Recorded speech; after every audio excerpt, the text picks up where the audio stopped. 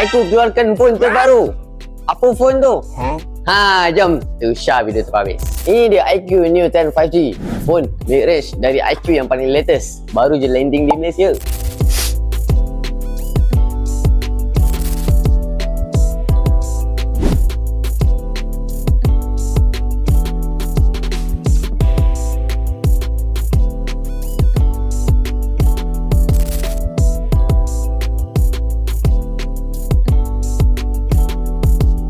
Betul ke phone ni powerful?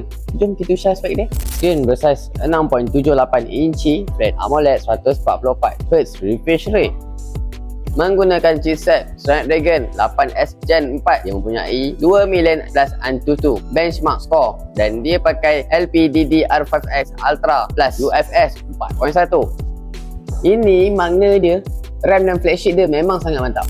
Walaupun design body dia yang tidak tebal, tapi dia mempunyai kapasiti bateri yang sebesar 7000 mAh dan boleh support 120 watt fast charge. Siap dia kunci sistem yang power lagi.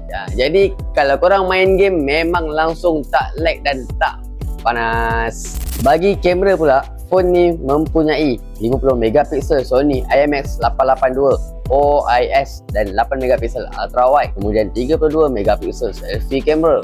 Design simple dengan IP65, jadi bila kena air tu tak ada masalah. Dengan harga RM2,199, 16GB RAM dan 512GB storage, korang dah boleh dapat phone gaming yang power ni. Malas bayar cash? Tak apa, kita ada buat angsuran khas untuk korang. Roger kami Spek.